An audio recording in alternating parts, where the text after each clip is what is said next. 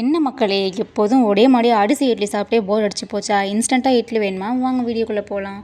அதுக்கு தேவையான பொருள் எல்லாமே நம்ம எடுத்து வச்சுக்கலாங்க. கடுகு, ஜீரகம், கடலைப்பருப்பு, உளுத்தம் பருப்பு எல்லாம் ரெடி பண்ணி வச்சுக்கோங்க. இப்போ ஒரு பேனில் நெய் அப்படி இல்லைனா எண்ணெய் 3 ஸ்பூன் ஊற்றிக்கோங்க. 1 ஸ்பூன் கடுகு போட்டு பெருங்காயத்தூள் போட்டு தாளிச்சிருங்க. அது கூட 1 ஸ்பூன் ஜீரகம் போட்டுக்கோங்க. நெக்ஸ்ட்டு 2 ஸ்பூன் கடலைப்பருப்பு, 2 ஸ்பூன் உளுத்தம் பருப்பு போட்டு நல்லா ப்ரௌன் கலர் வர வரைக்கும் நல்லா வறுத்துருங்க. பாருங்கள், இப்போ நல்லா கலர் வந்துருச்சுங்க. இந்த ஸ்டேஜில் உங்களுக்கு வேணும்னா நீங்கள் முந்திரி கூட நீங்கள் போட்டுக்கலாங்க, நல்லா டேஸ்ட்டாக இருக்கும். நெக்ஸ்ட்டு கொஞ்சமாக கருவேப்பிலையை போட்டுக்கலாம். அது கூட 2 வெங்காயம் ஃபைனாக சாப் பண்ணி ஆட் பண்ணிக்கோங்க. வெங்காயம் நல்லா வதங்கட்டுங்க, அந்த ரா ஸ்மெல்லாம் போகட்டும். பாருங்கள், வெங்காயம் நல்லா வதங்கி போச்சு. இந்த ஸ்டேஜில் ஃபைனாக சாப் பண்ண ஒரு பச்சை மிளகா போட்டுக்கோங்க. இப்போ 1 கப்பு ரவை எடுத்திருக்காங்க, 2 கப்பு சேமியா எடுத்திருக்கேன்.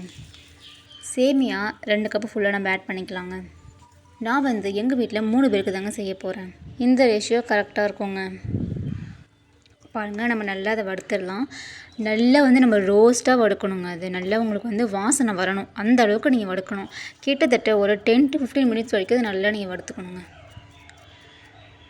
பார்த்தீங்களா, இப்போ நம்ம நல்லா வறுத்தாச்சு. அந்த ரவையும் அந்த சேமியாவும் நல்லா மிங்கிள் ஆகிடுச்சு. பார்த்தீங்களா, சேமியா மட்டும் கூட நம்ம போடலாங்க, ஆனால் போட்டால் தனித்தனியாக போயிடும், இட்லி உங்களுக்கு ஒழுங்காக வராது. தேவையான அளவு சால்ட்டு போட்டுக்கலாம். நல்லா ஒரு 3/4 ஸ்பூன் சால்ட்டு போட்டுக்கலாங்க. நிறைய போட்டுறதுங்க, சேமியா தாங்காது. பாருங்கள், இப்போ நம்ம ஒரு பவுலில் ட்ரான்ஸ்ஃபர் பண்ணிடலாம். இதுக்கு நம்ம கேர்டு ஆட் பண்ணணுங்க. புளிக்காத தயிர் தாங்க ஆட் பண்ணணும். பாருங்கள், நான் 2 கப்பு தயிர் போட்டிருக்கேன், 1 கப்பு தண்ணி ஊற்றிருக்கேங்க. அந்த பவுல் நல்லா வாஷ் பண்ணிவிட்டு அந்த இதில் எப்படி போட்டுருங்க, நீங்கள் தண்ணி ஊற்றி இந்த மாதிரி போட்டுருங்க. புளிக்காத தயிராக இருந்தாலும் நல்லா டேஸ்ட்டாக இருக்கும் உங்களுக்கு. அதனால் நீங்கள் தயிர் என்றைக்கு அதிகமாக இருக்கோ அன்றைக்கி நீங்கள் இந்த டிஷ் கூட பண்ணலாங்க. ஒரு 10 மினிட்ஸ் மூடி வச்சு எடுத்து பார்த்துடலாம். நல்லா ஊறிடுச்சு. பார்த்தீங்களா, இந்த மாதிரி மிங்கிளாக இருக்கும். கட்டியாக இருந்தால் நீங்கள் இதில் கொஞ்சம் தண்ணி ஊற்றி நல்லா நீங்கள் கரைச்சிக்கலாங்க. தண்ணி ஊற்றி கரைச்சிக்கலாம், இல்லை தயிர் ஊற்றி கரைச்சிக்கலாம். நெக்ஸ்ட் நம்ம இட்லி பண்ணிடலாம். ஃபுல்லாக நம்ம நெய் அப்ளை பண்ணிவிட்டு, அப்படிலாம் நல்லெண்ணெய் கூட அப்ளை பண்ணிக்கலாங்க. அப்ளை பண்ணிவிட்டு ஃபுல்லாக நம்ம இட்லி வச்சுட்டு தண்ணி கொதிச்சதுக்கப்புறம் அதில் வச்சிடலாம். எப்போதும் இட்லி பண்ணுற மாதிரி தாங்க. இதுக்கப்புறம் அவ்வளோதாங்க. ஒரு 10 மினிட்ஸ்க்கு அப்புறம் எடுத்து பார்க்கலாம். 10 to 12 மினிட்ஸ் வரைக்கும் இருக்கட்டும்.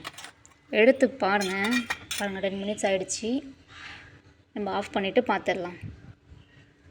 பார்த்தீங்களா, எவ்வளோ சூப்பராக இருக்குது. பார்த்தீங்களா, சேமியா இட்லி சூப்பராக இன்ஸ்டண்ட்டாக தயாராகிடுச்சு. இதுக்கு நீங்கள் மாவை அடைக்க வேண்டாம், எதுவுமே பண்ண வேண்டாம். 10 மினிட்ஸ் ஊறினால் மட்டும் போதும். அவ்வளோதாங்க. இனிமேல் ஒவ்வொரு இட்லியாக காலி ஆகிடும். குட்டீஸ்லாம், எங்கள் வீட்டு குட்டீஸ்லாம் ரொம்ப விரும்பி சாப்பிடுவாங்க. இதுக்கு நல்லா நீங்கள் காரமாக சட்னி அடிச்சிருங்க. ஏன்னா இது நெய்லாம் போட்டிருக்கோம், அவ்வளோ நல்லா சாஃப்ட்டாக இருக்கும். நீங்கள் கார சட்னி அந்த மாதிரி வச்சு சாப்பிட்டு பாருங்கள். சாப்பிட்டு பார்த்து சேனலை மறக்காமல் சப்ஸ்கிரைப் பண்ணிவிடுங்க.